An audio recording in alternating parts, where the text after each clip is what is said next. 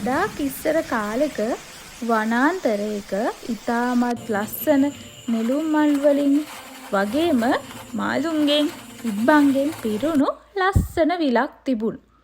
මේ විල අද්දර කොකාමී කෙනෙකුත් ඉතින් ජීවත් වුණා.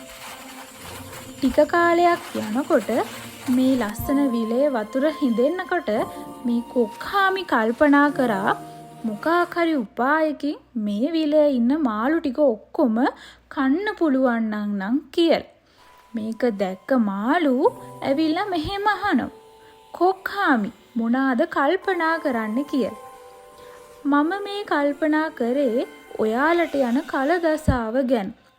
මේ විලේ දැන් වතුර ටිකයි තියෙන්නේ. තව පැයවත් වතුර හොඳටම අඩු වෙනවා. එතකොට කොහොමද ඔයාලා ජීවත් වෙන්නේ කියලා. අනේ අපි දැන් මොකද කරන්න කියලා මේ මාළුවෝ එතකොට කොක්කාමිගෙන් අහන. කොක්කාමි කියනවා මේ කැලේ පිටිපස්සේ තව ලස්සන විලක් තියෙනවා. ඔයාලා කැමති නම් මං ඒ විලට ගිහින් දාන්නම් කියලා. ඔයාලගේ එක්කෙනෙක් මාත් එක්ක එන්න. මං ඒ විල පෙන්නලා ආපහු ඔයාලව මේ විලට ගෙනත් දාන්නම්. නැත්තම් මේ විලේ තව කල් හිටියොත් ඔයාලට මැරෙන්න වෙන්නේ කියලා. මාළුත් ඉතින් කොක්කාමිව විශ්වාස කරා. කොක්කාමිගේ මේ කතා අහලා හොඳටම බය වුණා. ඉතින් මාළු කැමති වුණා එක්කෙනෙක් ගිහිල්ලා කොක්කාමි කියපු ඒ ලස්සන විල බලලා ඇවිල්ලා හැමෝම එකතු වෙලා ඒ විලට යන්න ඕනි කියලා. ඉතින් මේකට එකම එක මාළුවේ කැමැත්ත ප්‍රකාශ කළා. මම එන්නම්. කොක්කාමි ඔයත් එක්ක යන්න. මට ඒ විල පෙන්නන්න කියලා කිව්වා. ඉතින් කොක්කාමි ඒ මාළුවාව එක්කන් ගිහිල්ලා අලුත් විලට මහා විලට ගිහින් දැම්මා.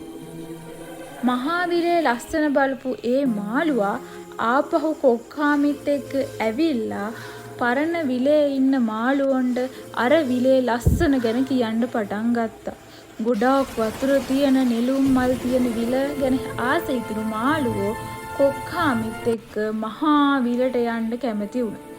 ඒත් ඉතින් කොක්කාමි මහා විලට නෙවෙයි මේ මාළුන් එකතු කරගෙන ගියේ ගලක් උඩට ගිහිල්ලා එක මාළුවා ගානේ මරාගෙන කන්න පටන් ගත්තා. මේ කිසිම දෙයක් නොදන්න මාළුවෝ කොක්කාමිව විශ්වාස කරලා මහා විලට ගියත් හැමෝම මරාගෙන කන්න කොක්කාමි දුෂ්ට වුණා. අන්තිමේට විලේ ඉතුරුනේ එකම එක කකුලුවයි.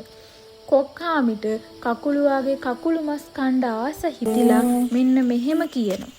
කකුලුවෝ මාළු ඔක්කොම මහා විලේ සතුටින් ඉන්නවා. මං ඔයාවත් ගිහින් දාන්නම් කියලා. එතකොට කකුළුහාමි කියනවා එහෙනම් කොක්කාමි මට ඔයාගේ බෙල්ල අල්ලගෙන යන්න දෙන්න. මං ඒ විදිහට ඔයත් එක්ක මහා විලට යන්න එන්නම් කියලා. කකුළු මස් කන්න ආසාවෙන් කොක්කාමි එයාගේ කතාවට කැමති වුණා. ඊට පස්සේ කොකා කලින් වගේම කකුළුවාරව බෙල්ලේ එල්ලගෙන මහා විල පෙන්නලා මහා විලට ගිහින් දාන්න නැතුව ගල උඩට කකුළුවාව අරගෙන ගියා. අනේ කොක්කාමි විල මෙතන නෙවෙයිනේ. ඔයා මාව මෙතනට ගෙනාවේ ඇයි කියලා කකුළුහාමි අහනකොට කියනවා කකුළුවෝ ගල උඩ බලපන්. උඹේ යාළුවන්ට උන දේ. උඹටත් අත්වන්නේ ඒකමයි. මම උඹවත් මරාගෙන කනවා කියලා. බොල කොක්කාමි ඒක මාළුන්ගේ මෝඩකම. මං ඔබේ වංචාව ගැන හොඳටම දන්නවා. මං උඹේ බෙල්ල කඩලා මරන්න කලින් මාව ආපහු විලට අතෑරපන් කිව්වා. හොඳටම බය වුණු කොක්කාමි ආපහු වතාවක් කකුළුවව බෙල්ලේ එල්ලගෙන අර පරණ විලට ගිහින් අතෑරියා.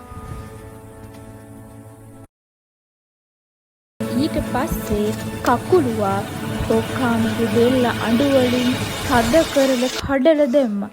කොක්කාමි එතනම ජීවිතයට සමුදුන්නා.